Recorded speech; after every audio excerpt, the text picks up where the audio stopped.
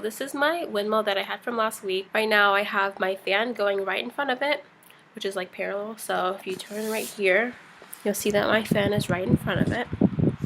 And with minimal effort, you can see that the fan is somewhat moving, but as we get a little bit closer, you can see that the possible effect of this tape that I have right here to keep everything together in the middle is that it's probably holding it back from moving faster.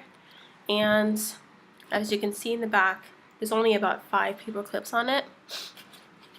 And so the goal of this whole project really is to see as much if we can get as many possible paper clips to move with the windmill as possible.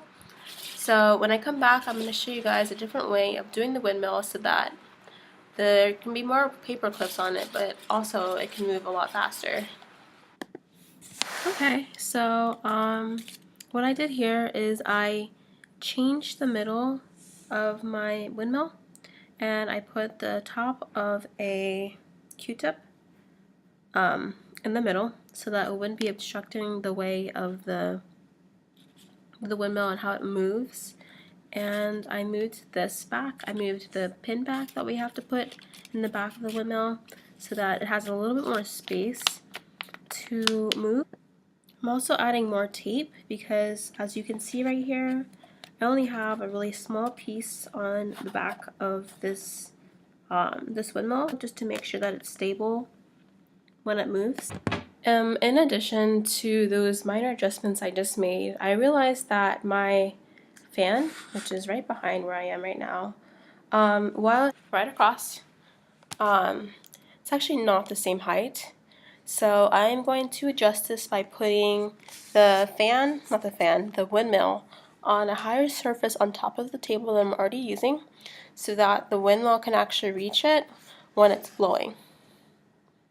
Lastly, I also decided to tape my windmill onto the surface that I am using to put it in front of the fan, so it shouldn't be moving in any sort of form, and hopefully a strong surface will make it so that the wind will glide a little bit faster. Okay, and now that I have 5 paper clips on the windmill, it's still moving. Let me push it up a little bit further. And as you can see, it's still going pretty fast actually.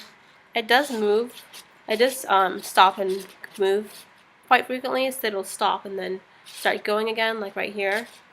And as I push it up, I notice that it goes a lot faster, right? But I have to keep this on. I have to keep my hands on the back of the windmill to make it so that this doesn't fly back. So I think the next time I do this experiment, or the next time I try to improve it, I'm going to put some tape from the clip of the back, from the clip of the windmill to the back of the straw. And when I do so, it does like this. It looks like this. And it moves pretty fast actually. So I think having those small minor adjustments really did help. I'm sure there's a way that can that this windmill can go faster.